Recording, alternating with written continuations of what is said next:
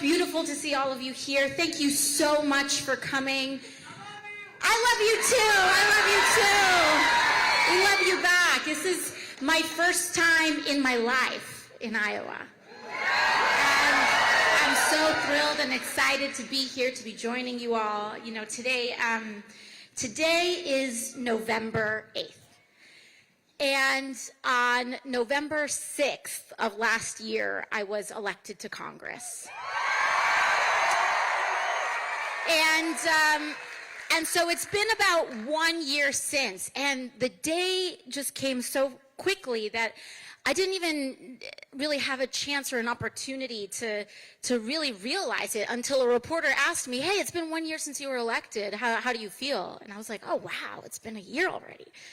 Because about last February, I was still bartending in downtown Manhattan. And it seems sometimes like that was ages ago, but it was just last February. In fact, I was working in a bar downtown, and actually one of my friends that I used to waitress here is here tonight. Jill. There you go, Jill! Hey, Jill! Love you, Jill. And because Jill's from Omaha.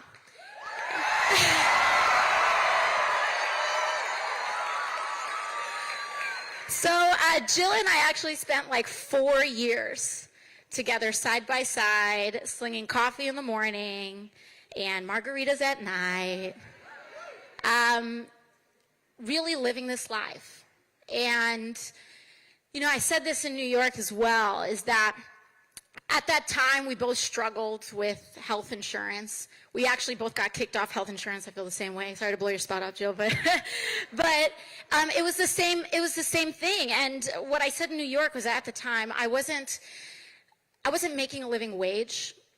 I didn't have health insurance.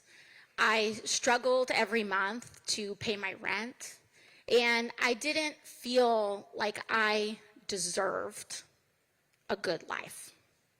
Because that's the script that gets told in our economy every day, that it doesn't matter how many hours you work. You could work 40 hours, 50 hours, 60 hours a week. Because of your wage, you don't deserve to afford your insulin, or that you don't deserve to be able to have a car good enough that doesn't break down every other month to get from you to work and back. And this is just something that we take for granted. It's just how we lead our lives. And it wasn't until this movement, the first time around in 2016, that I started to question those assumptions. And it wasn't until we realized that life doesn't have to be this way. And the only difference between us not guaranteeing health care as a right and us pursuing Medicare for all is our choice. It's our decision. Living this way is a choice.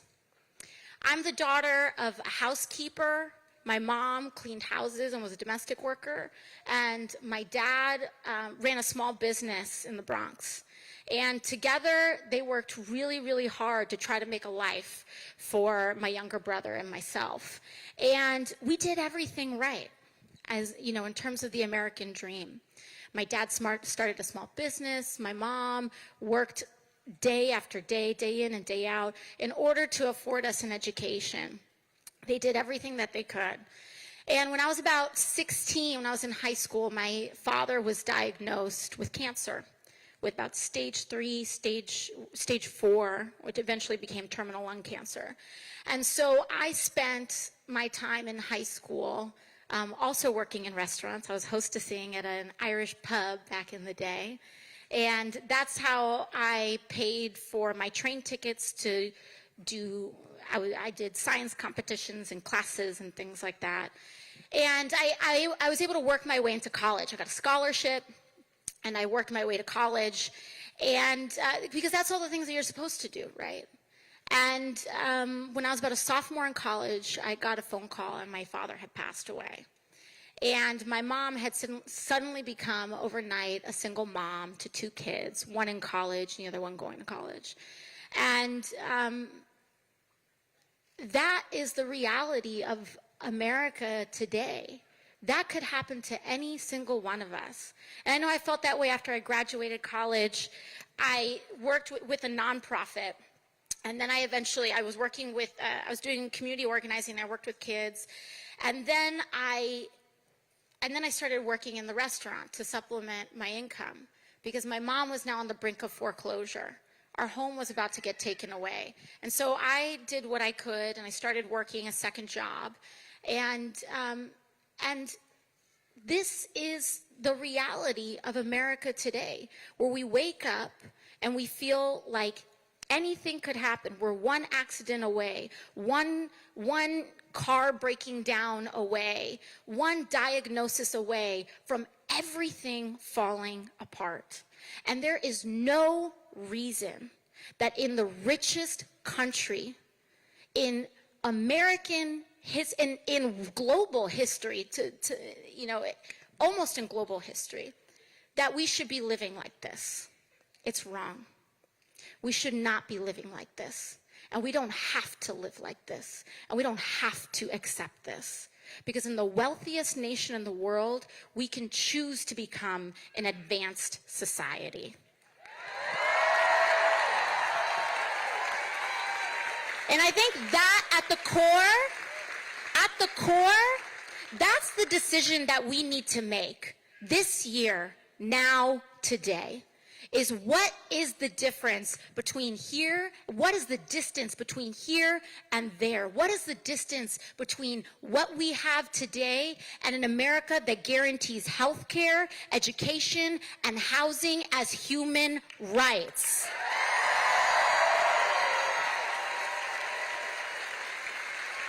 Because the thing is that none of this is an accident, okay? None of this is an accident. Climate change is not an accident. People passing away because they can't afford their insulin is not an accident.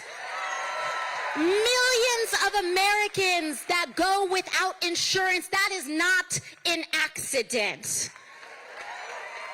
They are not coincidences of America today. They are consequences of the system that we have.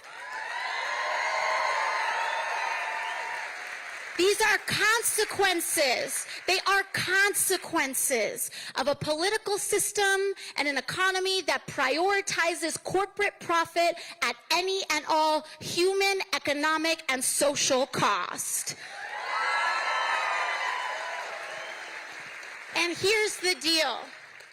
The deal is that it's not one person that's going to change that. I'm not going to change it.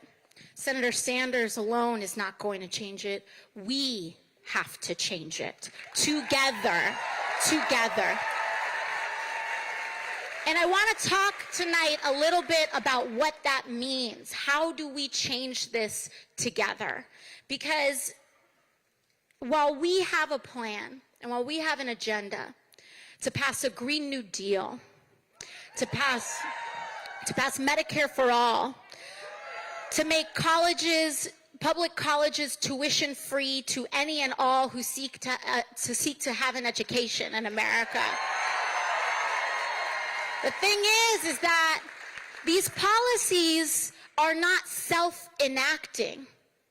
The only way that we achieve and become an advanced society is not through a technocratic policy proposal, but through a political revolution of working people in the United States.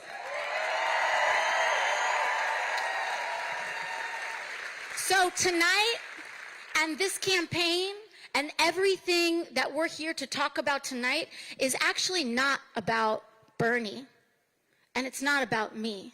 We're here to talk about you. That's what this is about. That's what a political revolution is about.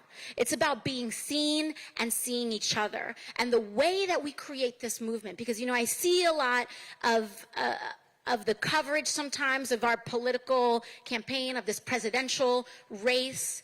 This is not something that we watch. We don't watch the polls. We change the polls.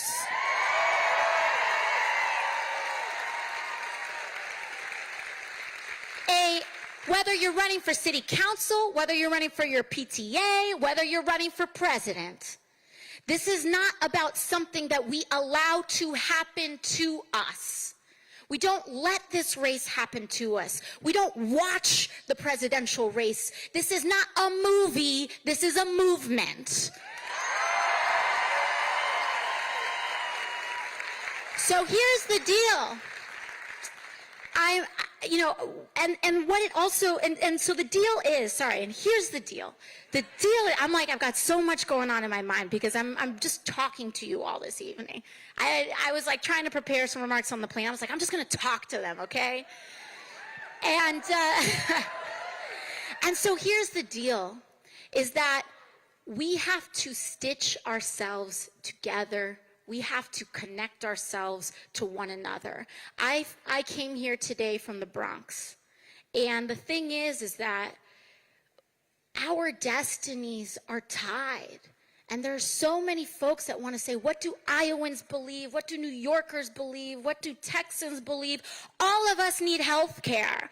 That's what all of us need. All of us need college. All of us need to save this planet.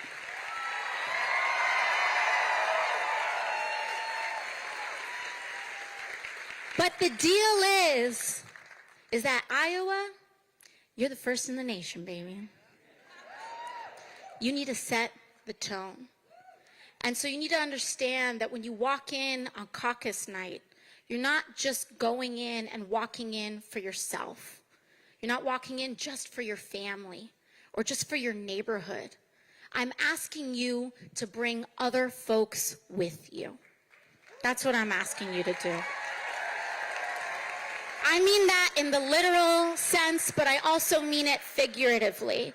Because in order for this to work, I need to go back home to the Bronx and tell my community in the Bronx, we need to fight for Iowa. And what I'm asking you all to do is to walk into that caucus and say, you all, I'm going to fight for the Bronx. Because there's a lot of talk about unity. But I want something better than unity. I want solidarity.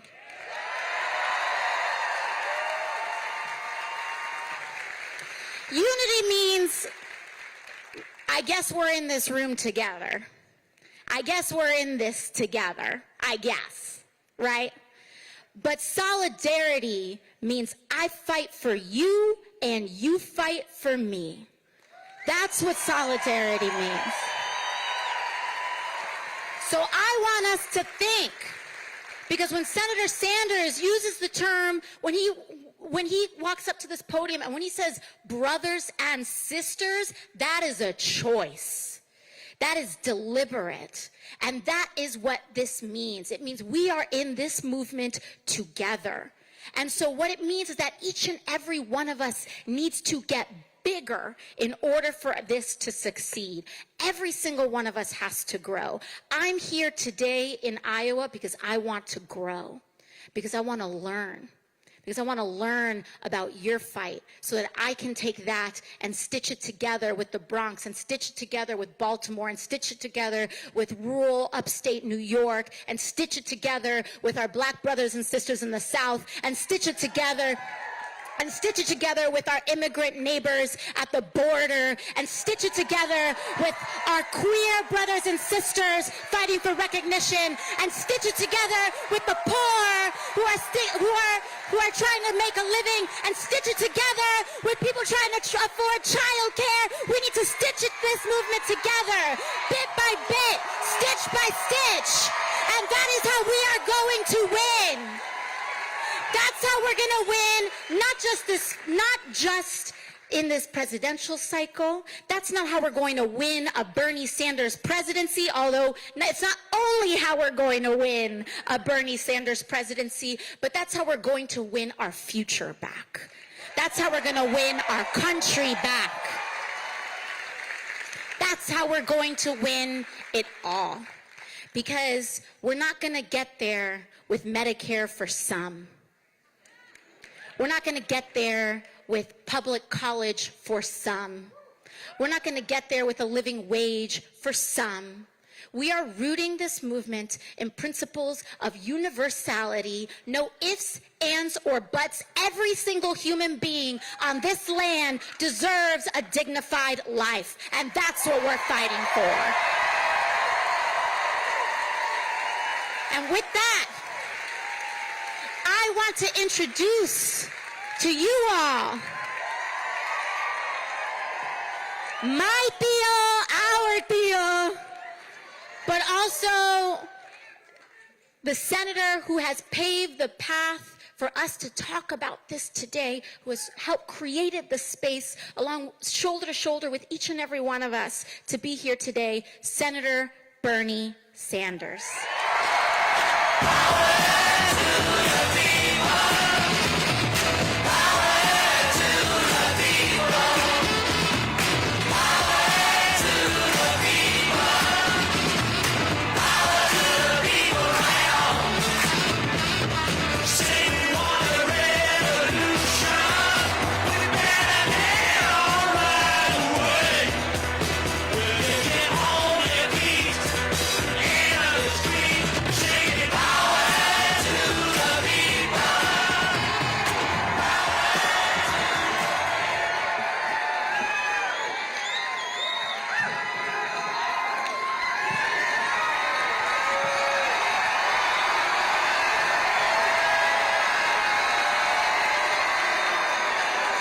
You are a loud crowd.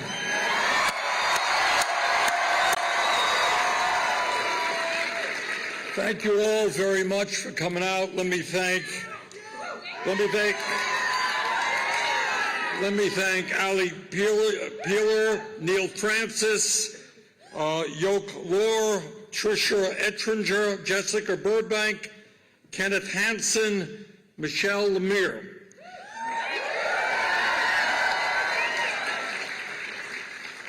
And let me give a very special thanks to Congresswoman Alexandria Ocasio-Cortez for joining us.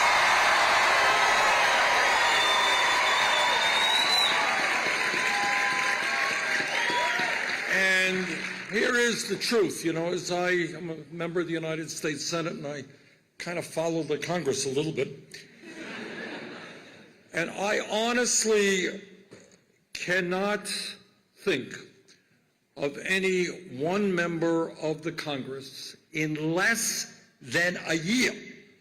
Now, sometimes we forget this. Alexandria was elected less than a year ago, served less than a year, and yet I cannot think of any member of Congress who has done more within 1 year to fundamentally transform American politics.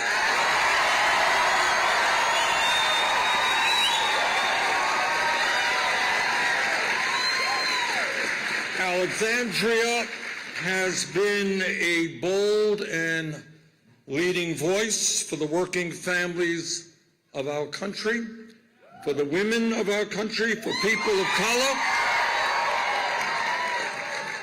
and for the immigrant community.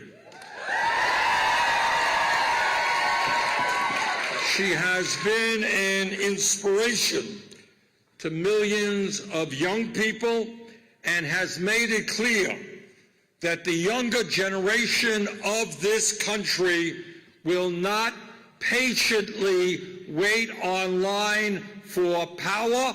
They want their agenda moving forward. They want that progressive agenda passed now.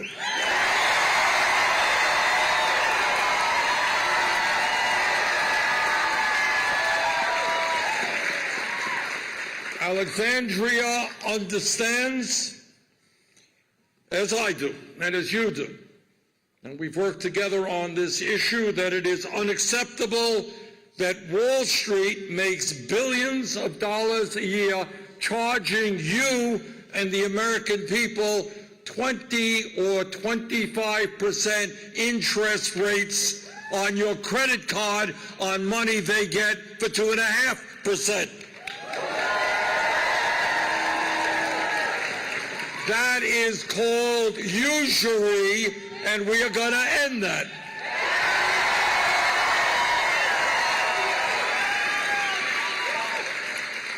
Alexandria understands that in the richest country in the history of the world, it is totally vulgar and unacceptable that tonight 500,000 Americans are sleeping out on the street or are in emergency shelters, and that 19 million Americans are paying half of their limited incomes for rent. And that is why we are going together to end homelessness in America and build up to 10 million units of affordable and low-income housing.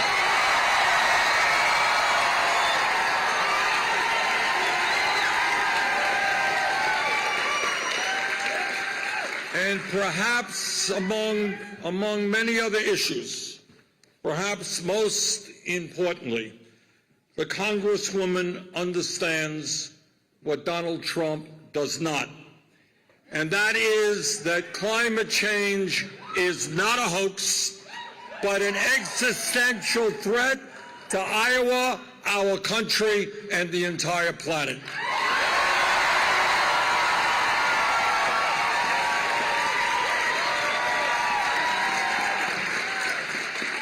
And that is why she introduced the concept of the Green New Deal,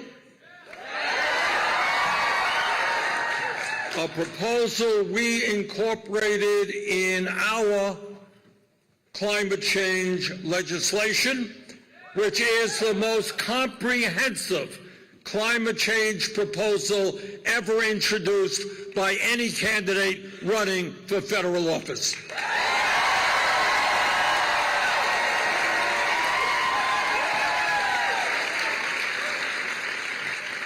And our proposal understands that we have a moral responsibility to make sure that this planet is habitable and healthy for our kids and future generations.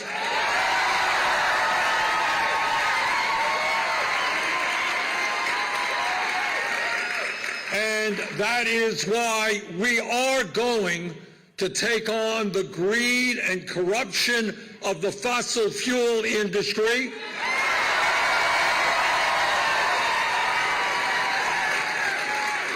And whether they like it or not, we are going to transform our energy system away from fossil fuel to energy efficiency and sustainable energy.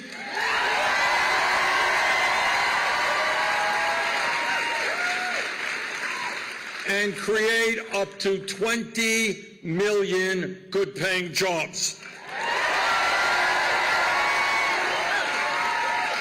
And tomorrow at Drake University in Des Moines, we are going to do a whole conference on climate change, and I hope some of you will be able to attend it. I think you'll find it very interesting. So let me thank Alexandria for all that she is doing and for being part of our campaign.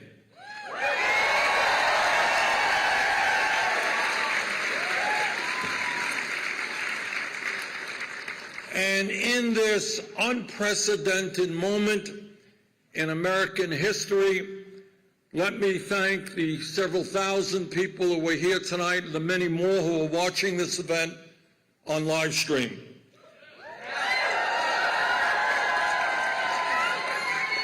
Thank you all for being part of a political revolution.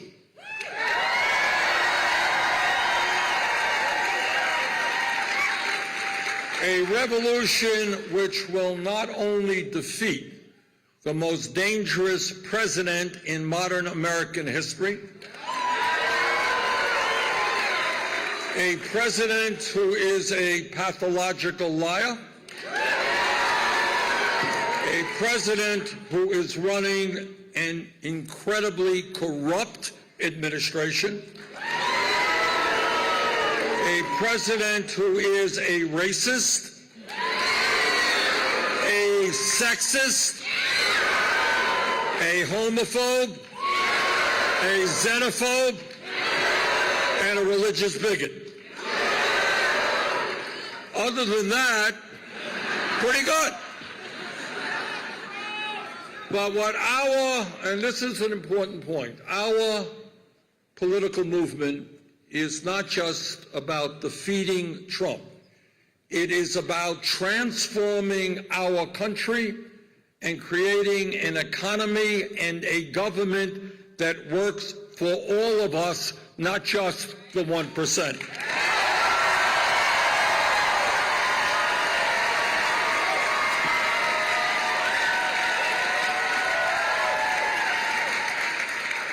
And when our campaign talks about us, not me, that's not just a bumper sticker, although it is a pretty good bumper sticker. What that is about, I think, are two things. Number one, it is the understanding, as Alexandria said, that whether you live in the Bronx, whether you live in Vermont, whether you live in Iowa, Nebraska, or wherever you live, we are in this together.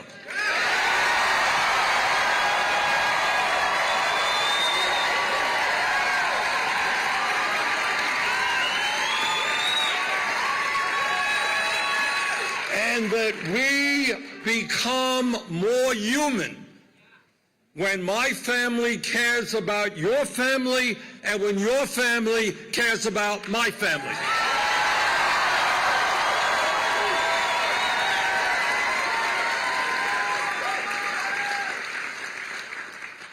Donald Trump believes that the future of politics in America is to divide the American people up based on the color of their skin, based on where they were born, based on their sexual orientation or their religion. Well, Donald Trump does not understand what America is about.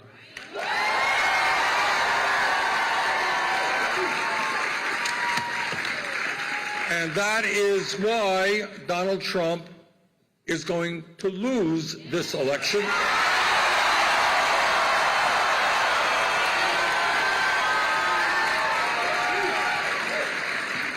We are going to win the Democratic nomination, and we're going to defeat Trump because we are doing exactly the opposite of what he is doing. He is trying to divide us up, and we are bringing our people together, black and white and Latino, Native American and Asian American, gay and straight, immigrants and native born.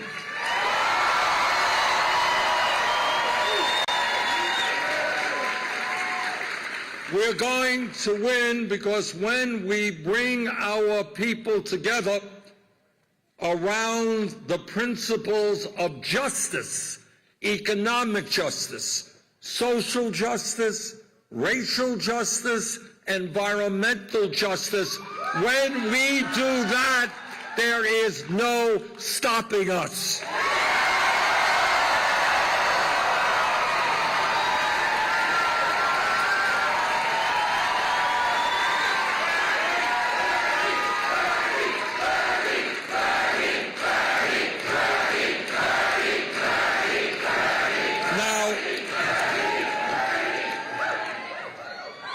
People sometimes say that Alexandria and I are an odd couple. That she is so old and I am so young. But that's okay, I'm not an ageist. No, but here is the point. The point is, as you heard, Alexandria's family came from Puerto Rico and struggled to maintain and live a life of dignity. My family fled, my father fled anti-Semitism and poverty in Poland and came to this country. My campaign manager's family came from Pakistan. My wife came from Ireland. People in this room came from all over the world. That diversity is what makes us great.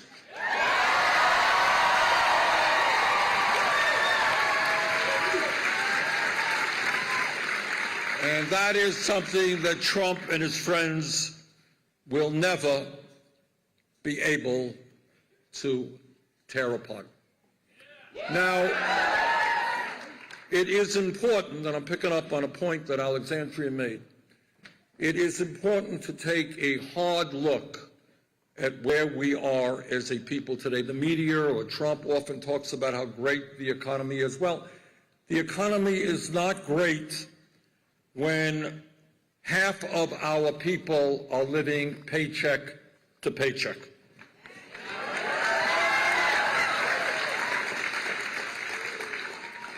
The economy is not great when 87 million Americans are uninsured or underinsured, when 30,000 people a year die because they don't get to a doctor on time because they're underinsured, and when 500,000 people go bankrupt because of medical bills.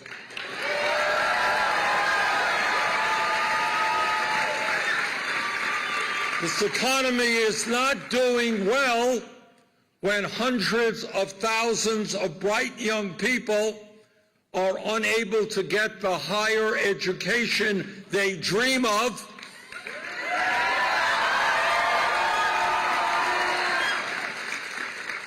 And when tens of millions, including many in this room, struggle with the incredible oppressive burden of student debt.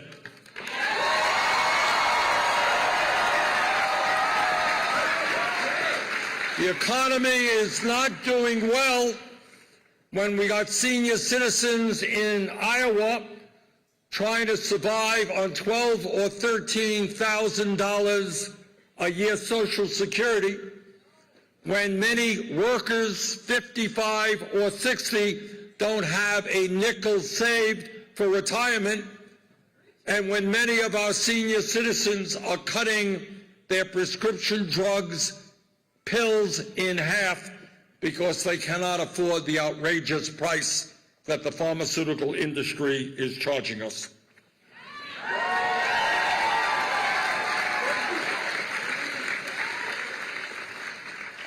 Meanwhile, while so many of our people are struggling, while child care is unaffordable, while teachers are taking money out of their own pockets to buy school supplies,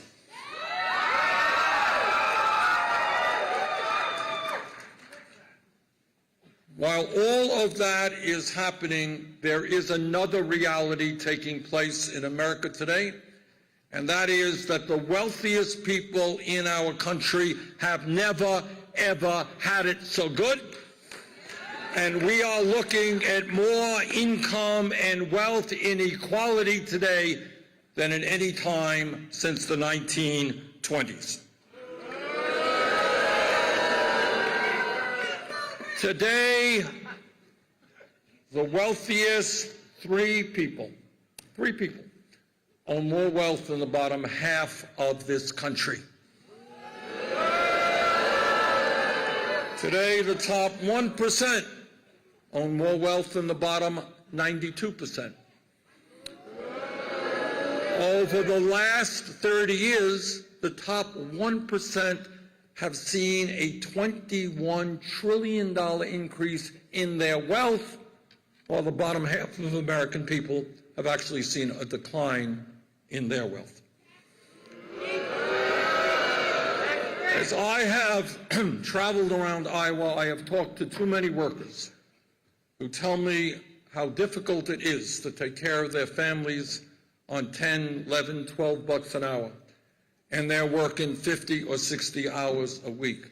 Meanwhile, 49% of all new income goes to the top 1%. Today, 25 hedge fund managers earn double the income of 140,000 kindergarten teachers. And here's something that we should never forget, that when we talk about income and wealth inequality, it's not just that one group has a lot more money than another group. People on top are living 15 years longer than the people at the bottom. In other words, poverty in America, and there are 40 million people living in poverty, is a death sentence. And for the last 3 years, we have actually seen a decline in life expectancy in America. Now, that is where we are today as a nation in which a handful of billionaires exercise enormous power over our economy and the political life of our country, while many of you are struggling to put food on the table. And given that reality, it is clear to me, and I believe to you, that the enormous problems facing our country cannot be solved by the same old style of politics.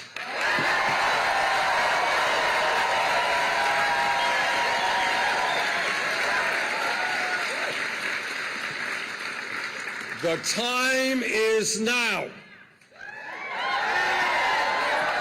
to tell the corporate elites, with all of their greed and their corruption, that enough is enough.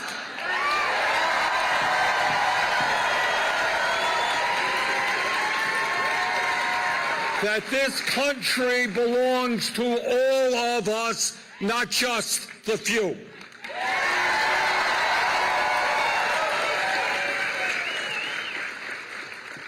We need a new vision for our country, and that is what this campaign is about. And in terms of that political struggle that we are engaged in, and how we bring about the transformative changes that we need, let me quote a statement from Nelson Mandela, one of the great political leaders of our period. A man who spent most of his adult life in jail fighting apartheid in South Africa. And this is what Mandela said. I want you to hear this clearly. He said, and I quote, "It always seems impossible until it is done." It always seems impossible until it is done.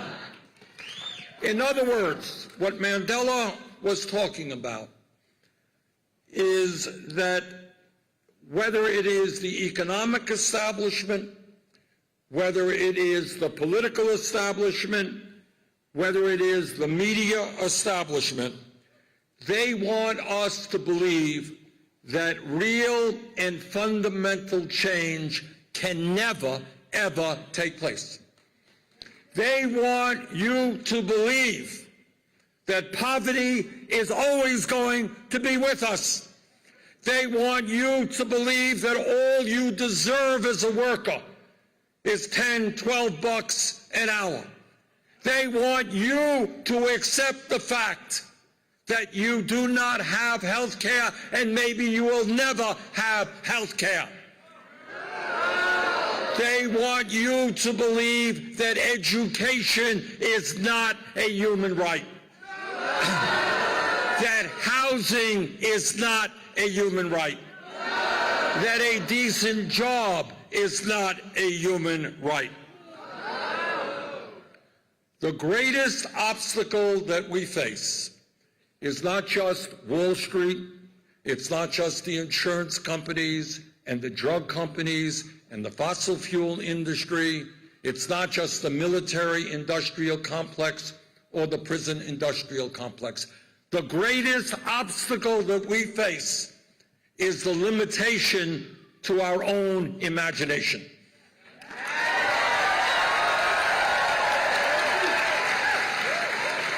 If you believe, as they tell you, that health care is not a human right, you will never have health care. If they tell you you've got to continue working for starvation wages, you will continue working for starvation wages if that is what you believe. So what this campaign is about is not just taking on the political establishment, not just taking on the economic establishment. What this campaign is about is a new vision for what Americans are entitled to as human beings.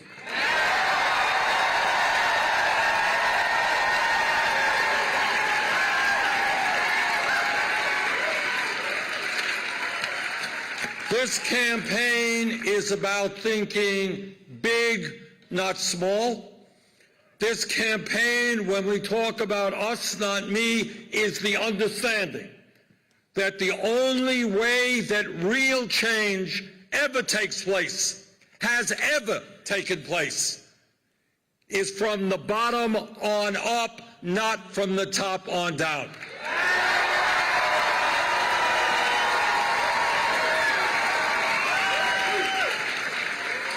Because when tens of millions of people stand up for justice, there is nothing that the corporate elite can do to stop it.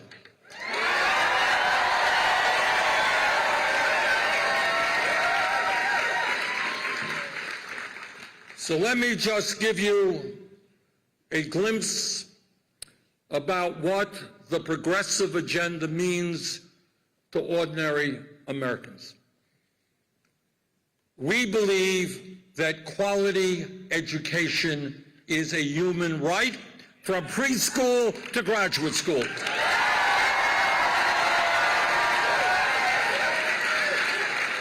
We believe that it is a terrible, terrible tragedy for the young children, for our little kids, that they do not have quality child care or pre-K, and that working families cannot afford that child care, and that the workers who do the work with the little kids are almost always underpaid.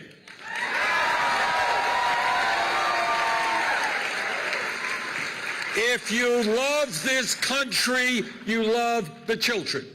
And if you love the children, we are going to have universal, high-quality, affordable child care. We are going to have the best public education system in the world because we are going to honor and respect our teachers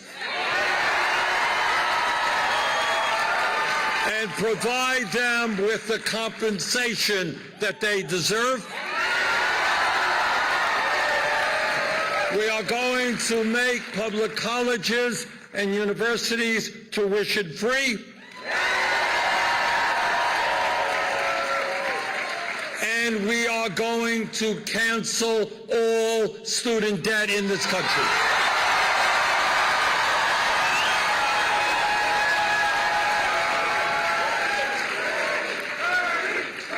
Now you're going to hear from our critics, and they are all over the place, well, how you're going to afford the $1.4 trillion you need to make public colleges and universities tuition-free and cancel all student debt over a 10-year period. How do you afford it? And our response is that 11 years ago, apparently we could afford to provide trillions of dollars in zero-interest loans to the crooks on Wall Street who destroyed this economy.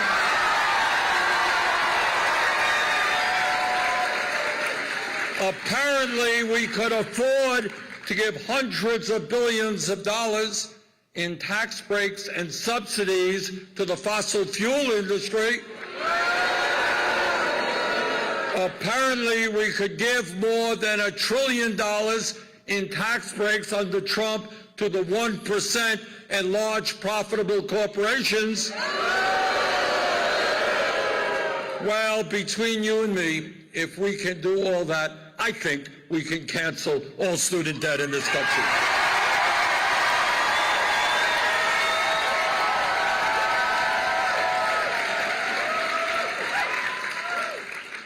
In my view, every American who wants a job should be able to find a job through a federal jobs guarantee program which pays them a living wage. Brothers and sisters, there is an enormous amount of work that needs to be done. We need child care workers. We need teachers. We need millions of workers to help us rebuild our crumbling infrastructure. We need many millions of workers to help us transform our energy system. We need workers in healthcare as more and more people will come into the healthcare system because they have insurance. We need more doctors. We need more nurses. We need more people to take care of an aging population. There is more than enough work to do. Let us guarantee a job for everyone who is prepared to do that work.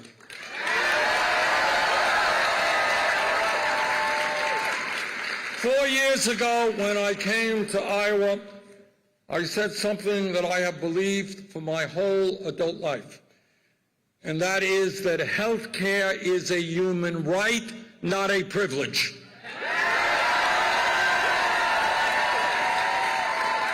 And I talked about the need to expand Medicare to cover every man, woman, and child in this country. 4 years ago, that seemed like a radical idea. Ain't so radical anymore.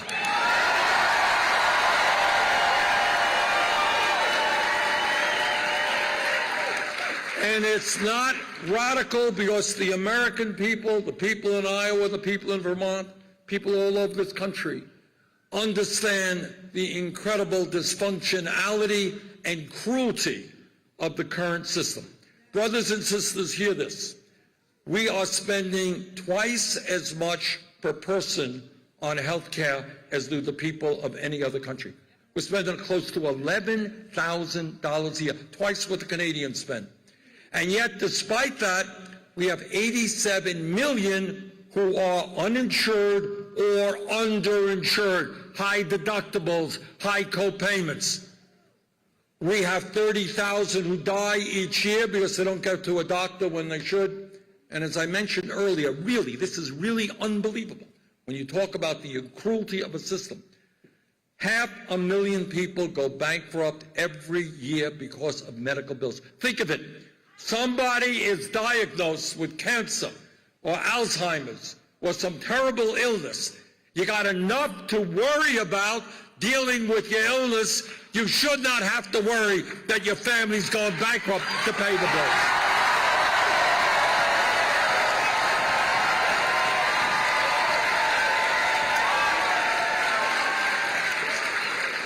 Now, people talk about everybody's got a health care plan out there. I know that. Health care for some, health care for this one, health care for that one.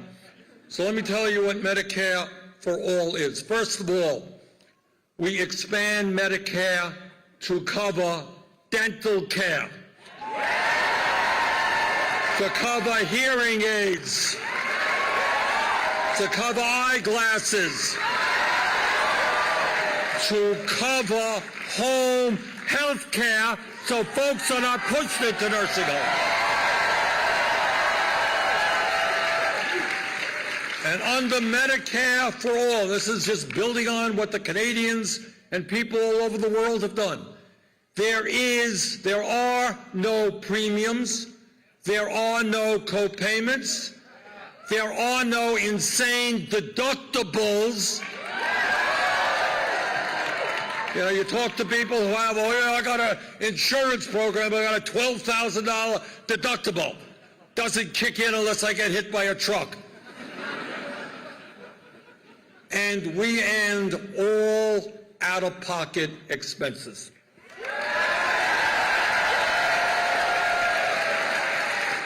That is Medicare for all. You go to any doctor you want, you go to any hospital you want, you don't take out your wallet, you don't take out your credit card. And people say, oh, Medicare for all, it's just so radical. You tell me how every other major country on earth has managed to provide health care to all people at a fraction of the cost. Please don't tell me we can't do that in the United States.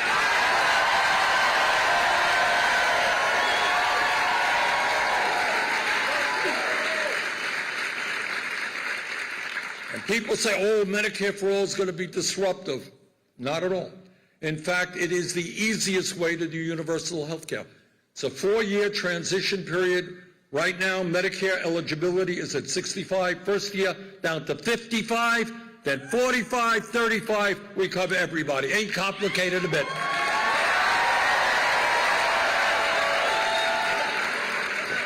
Now, don't let anybody tell you that this is a debate about health care. It is not.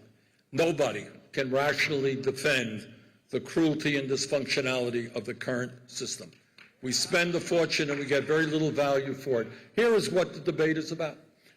Last year, you'll all be pleased to know that the healthcare industry made $100 billion in profit.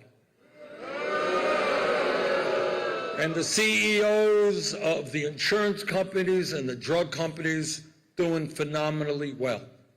You all know that not only do we pay the highest prices in the world for health care, many of you are paying 20% of your incomes for health care, but we pay by far the highest prices in the world for prescription drugs. A couple of months ago, I took a trip from Detroit into Canada with people who are dealing with diabetes. Anybody here know folks who are dealing with diabetes? All right. And we bought insulin made by the same company who sells the product in the United States, same company, for 1/10 the price in Canada. And it's not just insulin. And by the way, you want to talk about crazy? 25% of the 7.5 million people in this country who use insulin are rationing their insulin. Elderly people cut their prescription drugs in half. Meanwhile, the 6 major drug companies made $69 billion in profits last year. Under Medicare for all, we're going to take on the drug companies. And by the way, they're not just greedy. They are corrupt, and they're engaged in massive price fixing and collusion. So the pharmaceutical industry, with all of your money and all of your power, we are going to take you on. You're no longer going to rip off the American people.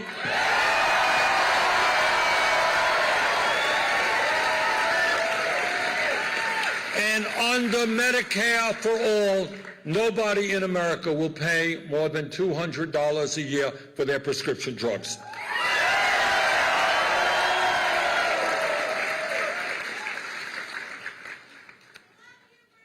Love you too. Donald Trump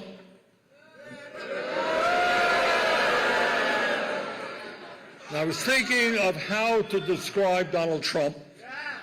He himself believes he is a stable genius. Maybe not. Maybe not.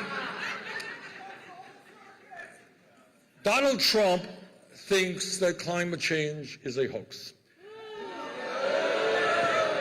And this is not just a danger for our country, but obviously for the entire world. And that is why our administration will not only take on the fossil fuel industry, and I want you to think about this for a moment, because this is the kind of corruption that we are taking on. You got drug companies, as you know, are being sued for many billions of dollars, the manufacturers of opiates, who were selling their product knowing that it was causing addiction and death. That's what we're dealing with. And then you got the fossil fuel industry. I want you to think about this for a second. These guys have known for a very long time. Their engineers, their scientists are not stupid. They have known that the product that they are producing, carbon, is helping to destroy our planet. And yet they have lied. They have funded organizations and think tanks that have tried to obfuscate the reality of what the fossil fuel industry is doing. Think about it. Guys sitting there making huge amounts of money while they destroy the planet. So tonight we say to the fossil fuel industry, your short-term profits are not more important than the future of this planet.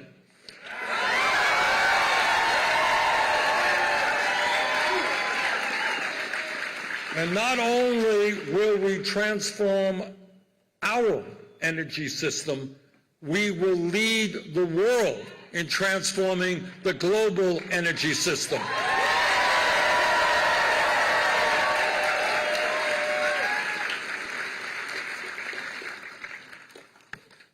Tonight in America, as we speak, there are currently 2 million people behind bars. 2 million people. We have more people in jail in the United States than any other country on earth, including China, communist authoritarian country 4 times our size. And that is why we are going to bring fundamental reform to a broken and racist criminal justice system.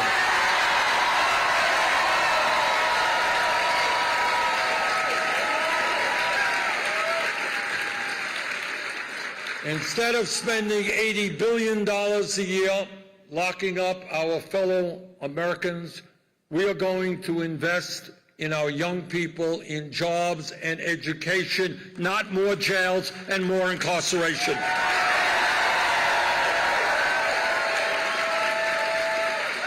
No more private jails and detention centers.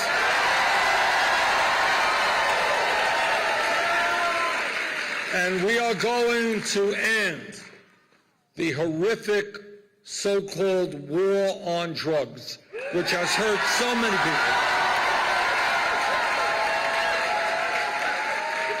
We are going to legalize marijuana.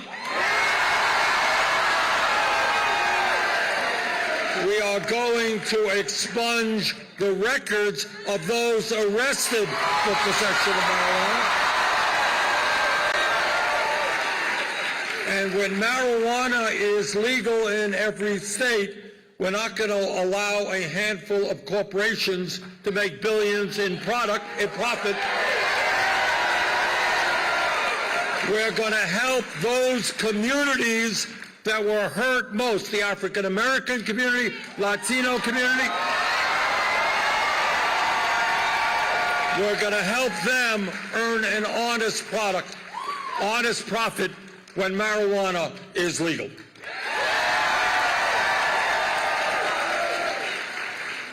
And brothers and sisters, I am sick and tired, as I know you are, of Trump and his allies demonizing the immigrant community in this country.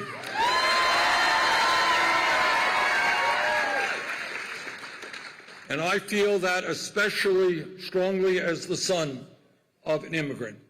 We are going to go forward and pass comprehensive immigration reform and a path towards citizenship for the 11 million undocumented.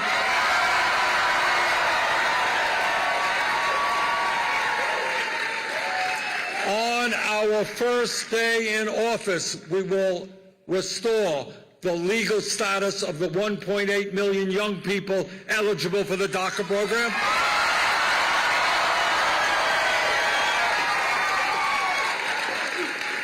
We're going to end the ICE raids that are terrorizing communities.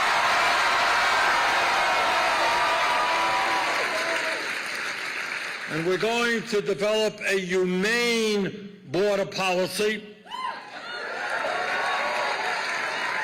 not a policy where federal officials are snatching babies from the arms of their mothers,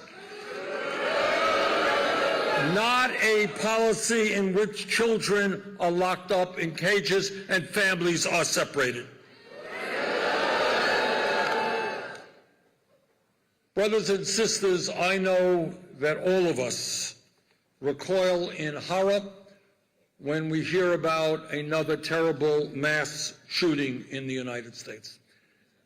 So I want to assure you that our administration will not be intimidated by the NRA.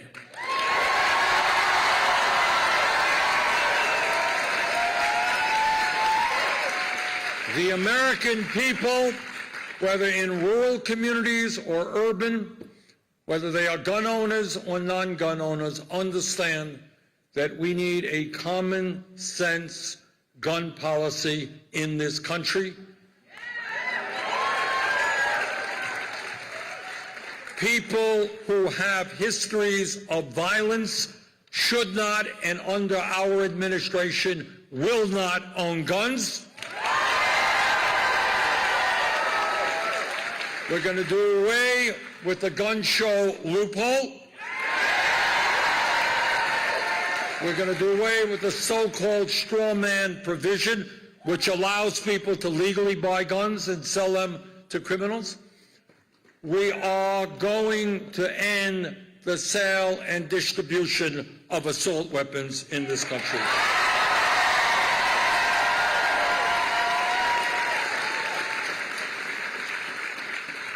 You know, as a United States Senator, I often hear my conservative colleagues go to the floor and talk about their vision of small government, how they want to get government out of the lives of the American people. Well, I say to those conservatives, if you want to get government out of the lives of the American people, understand that it is the women of this country who have the right to control their own bodies, not the government.